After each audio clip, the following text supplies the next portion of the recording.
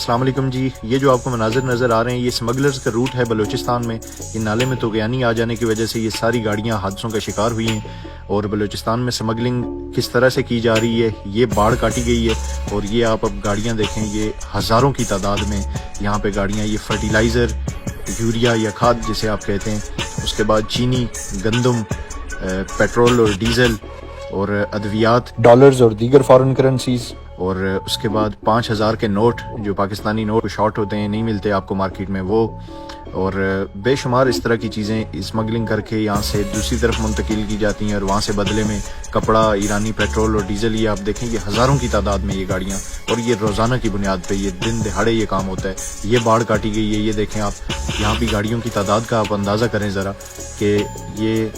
لاکھوں نہیں تو ہزاروں تو ضرور ہیں، اور یہ روزانہ یہاں پہ اسی مقدار میں یہ اسمگلنگ ہوتی ہے۔ یہ ایرانی تیل اور ڈیزل یہاں سے لایا جاتا ہے، اور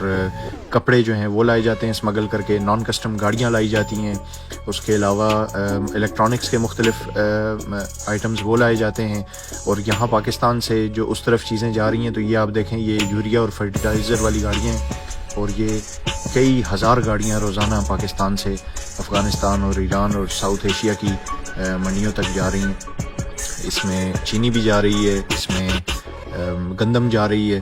جس وجہ سے پاکستان میں یہ چیزیں شارٹ ہو رہی ہیں۔ اور یہ صرف بذریعہ روڈ نہیں ہو رہا، آپ سمندری حدود اپنی دیکھیں کہ ہم سمندروں میں کتنے محفوظ ہیں۔ یہ اب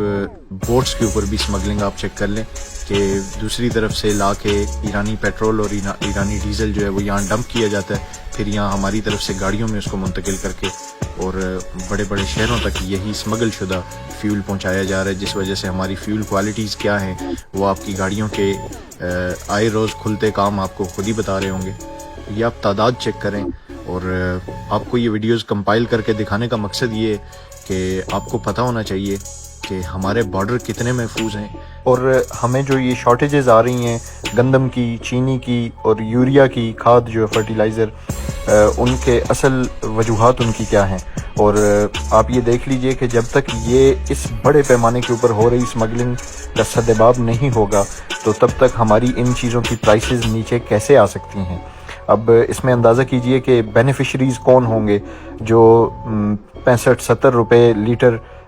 فیول جو ہے ایران سے خرید کے اور یہاں پاکستان میں آ کے 250 روپے سے زیادہ پرائس پہ وہ پر لیٹر بیچا جا رہا ہے۔ اس میں ان اربوں روپے کے منافع خوروں